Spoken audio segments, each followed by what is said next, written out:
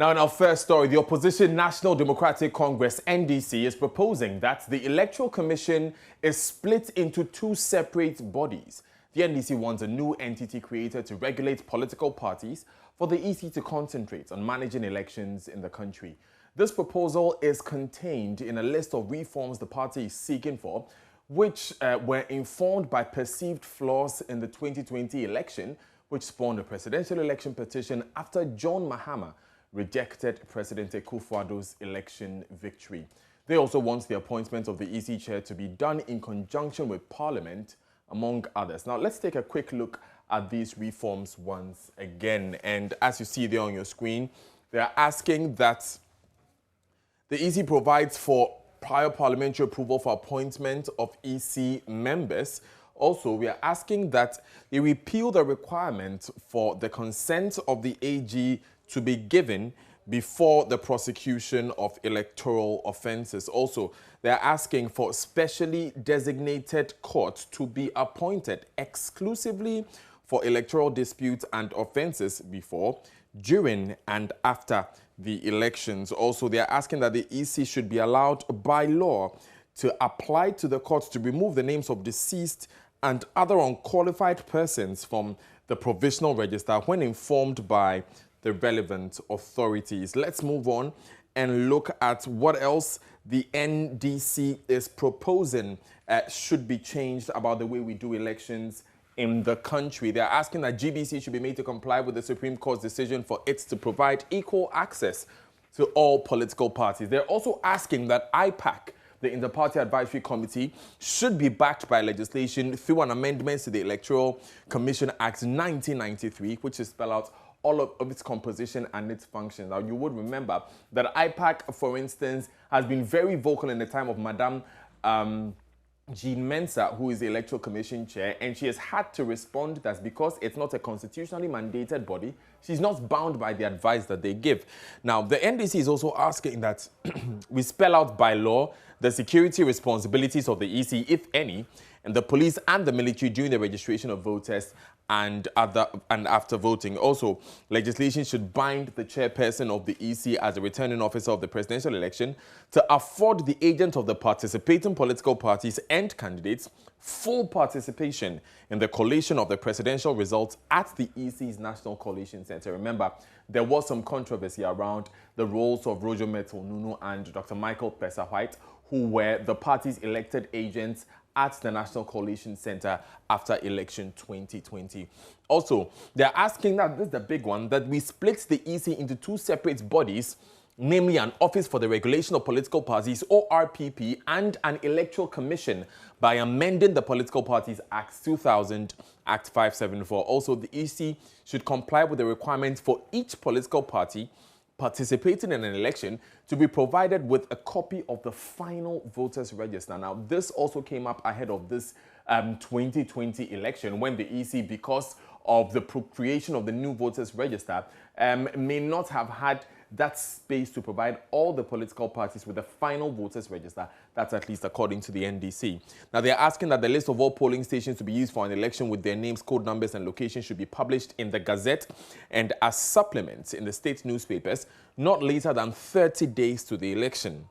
Now, they are asking that this would require an amendment to the Public Elections Regulations 2020 CI 127. Now, often the Electoral Commission would have to send a new CI to Parliament ahead of an election if there are going to be any such major changes.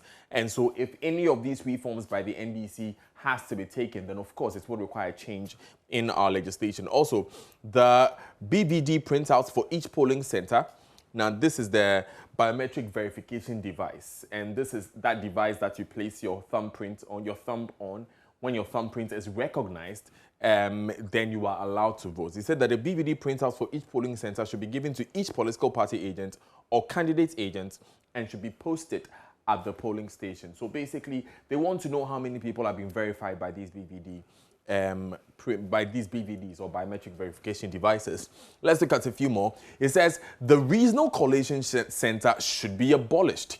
it requires an amendment to CI 127. Remember, in the just ended election, there were 16 collation centers that were set up in as many regions, where the votes on the presidential election from each of these regions were collated there and then transmitted to the national headquarters, that is the National Collation Center.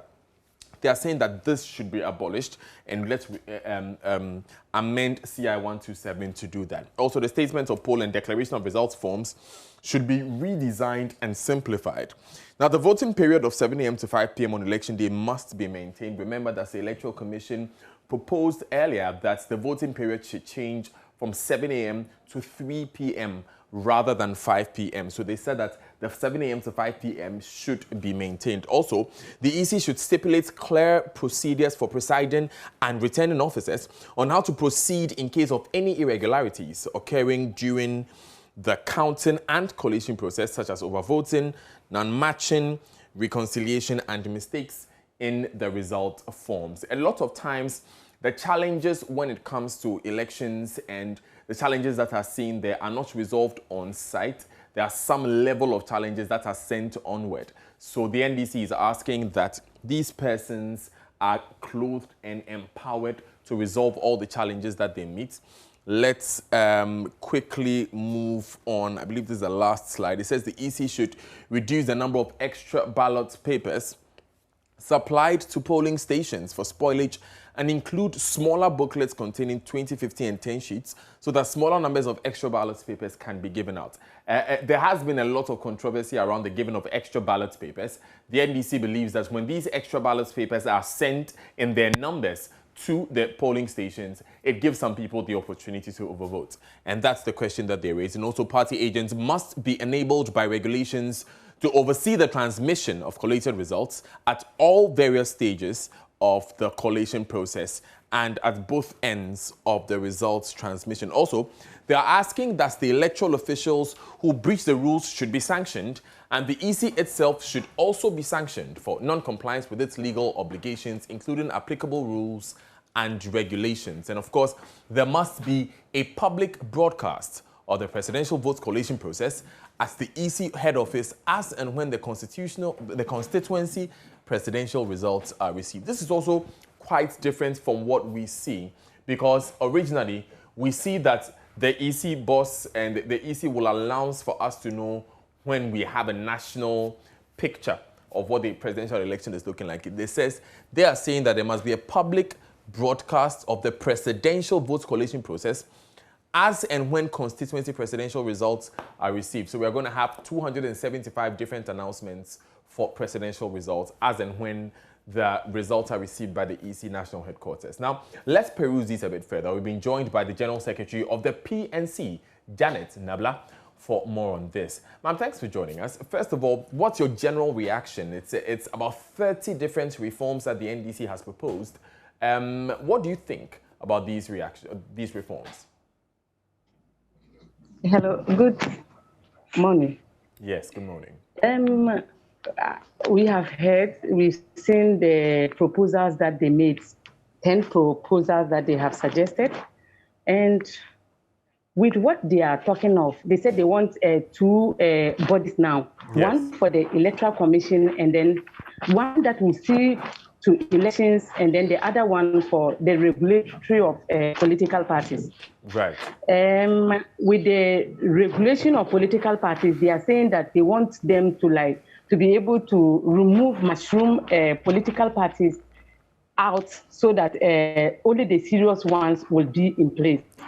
When you look at political parties' representation in Ghana, we have every political party has 2/3 of its membership in the districts. And that is how Electoral Commission usually use to qualify a political party as being in good standing.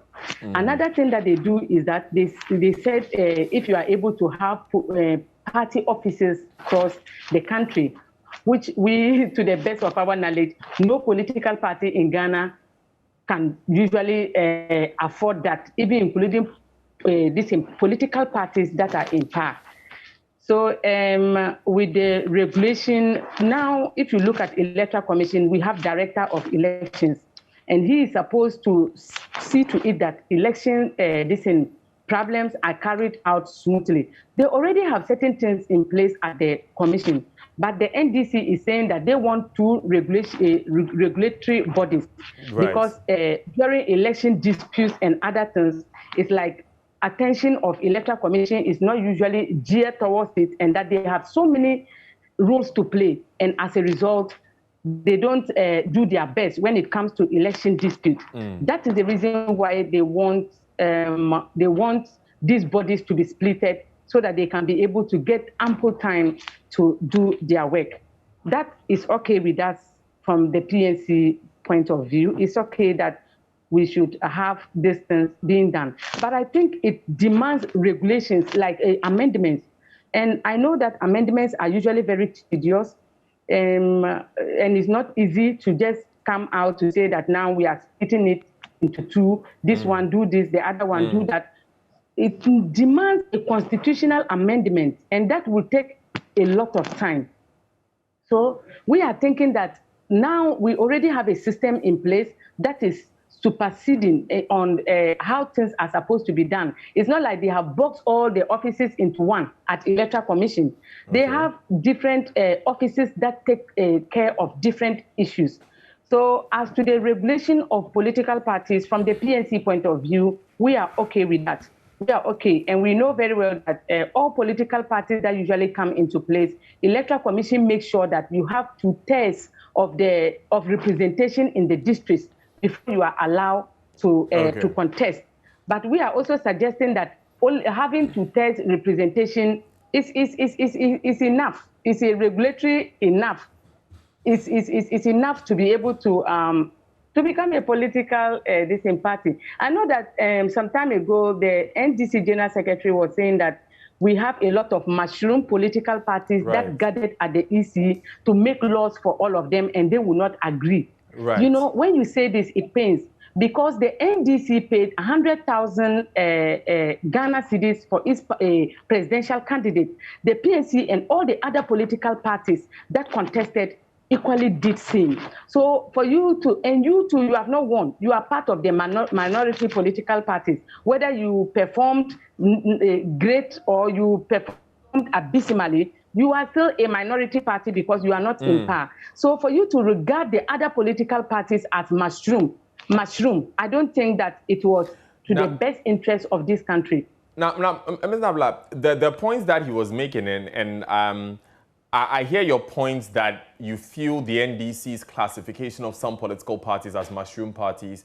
are unfair, but the NPP, when they were in opposition, also had cause to make such complaints, especially when they were advocating for the creation of a new voter register under Charlotte Osei way back in 2015. The argument is that if some of these political parties are not strong and independent on their own, the governing party often influences them and uses them for their advocacy, rather. That is what at times baffles me. It's not true that political parties, especially who are IPAC members, are being influenced by the ruling party. No one can be influenced. When we, even the last IPAC meeting that we had, NPP, NDC, they were not present. But the last time they were saying that they were suggesting that they want Electoral Commission to now put our polls, the ending of polls, to 3 o'clock p.m. instead of the 5 o'clock, because it usually creates a lot of confusion and people still during, if it is in the night, done in the night. So when we were at IPAC meeting, we all supported it. They were not there. But once we were supporting it because we knew that that was a suggestion that was made by them. With NPP and NDC, at times it baffles me. They are always like that. When they are in opposition, they become babies. And then they want everything that they suggest to be taken into consideration. And when they are in power, it becomes a different thing. No political party or a minority political party will go into IPAC and sit down and try to make the ruling party becomes more bigger. We are all there to safeguard the interests of Ghanaians. We are there to safeguard the interests of PNC members. not to perform the interest of MPP or a ruling political party. But when you are in opposition, you become so suspicious of everything that other people are doing. And that one is it's like an opposition fever or something. When you are there, you think that people hate you, other people are conniving against you, and then they are trying to help the ruling party. But that is not true. It is not true at all. It is not true. I just want to, but whether or not the NDC is in opposition or they're in power, the law is the law. And it is required, for instance, that political parties, for instance, submit their audited accounts before and after elections, and also have party offices in the majority of the constituencies across the country, and then have these 2/3. What the NDC is asking for is that that law is enforced, and that law is enforced by a body that can give it all the attention that they need. That has always been the law, that political parties should have representation across the nation. Every constituency every constituency must have a party office. That has been the routine, and that has been something that is propagated all this while. But then, are all the political parties having party offices across the nation? Is that not why we need a separate office for regulation of political parties, no matter how difficult it may be to create, so that they can enforce this law? I don't see party offices of even playing any integral role or any important role in this issue. Because now, because of coronavirus, we are using Zoom and other things to hold our meetings. From the PNC side, we are using Zoom, we are doing virtuals to now hold our meetings. Those meetings are binding. And this party offices is okay, but we are thinking that representation of people from the grassroots is what Electoral Commission should be looking for, not a political party not an office. A rich person can come and get offices across the nation and will not have anybody being his member. And he will write his name and place it on all these offices, and then what? And the Electoral Commission is okay with that. We should rather look for human beings. Let's look for all political parties that have representation. They should have executives, and they should have people from the polling stations and the constituency that are championing the activities of those political parties. So you would that is what we should be looking for. So you would propose a change. Offices. You would propose a change of the system as we have. I want to quickly ask what you think about. Right, it's fine. I want to quickly ask what you think about the question of consulting parliament before an EC chairperson is appointed. Currently, the status quo, we saw that under John Mahama and under Nana Addo Dankwa, that the Council of State is consulted. The NDC wants us to consult Parliament as well. What do you think? It's okay. It's louder. It's okay. But then, what impact will it bring? What impact? I just want the NDC to know that it will not bring any change and it will not bring any impact. It will not bring any change from what is now being done. In the sense that when you look at Parliament, most at times, Parliament majority, the government in power usually have majority. And the opposition will always have a say, but the ruling party will have its way. So now, if you say that the Electoral Commissioner should be vetted, you will vet and bring all the things that you think are necessary, and they will go and vote her, and she will come into power. It will come into place. What is the use of all these things? So I'm thinking that but it's okay. If all Council of State members, our ministers and other people are passing through vetting, and they want the EC chairperson to also pass through vetting, what is wrong with that? I don't see anything wrong with it. I'm just saying that it will not have any impact. It will just be like the other ministers that they usually come out with a lot of things about them that they shouldn't be ministers. And at the end of the day, they are ministers and they are superseding over ministries. And there's nothing you can do about it. So let's look for the things that can really bring like absolute change to our electoral processes. instead of these small things what things that will not bring any impact. What things would you think? Do you think would actually change our electoral system? What reform would you like to see? For instance, the EC. You know, it is the president that usually appoints the EC. Can't we have a way by which the EC chairperson will not be appointed by the president? Shouldn't we look for ways by which we can be able to get the EC chair without being appointed by the president? We can do that. If we are really looking for neutrality and impartiality of our electoral system, then let's also look for means by which we can bring them into office and politicians will not be part of it. So as for those processes, I think that those ones will be laudable and it will bring a lot of drastic change in our electoral processes. But with these things of... Unfortunately, we seem to be losing Janet Nabla there, and we have run out of time.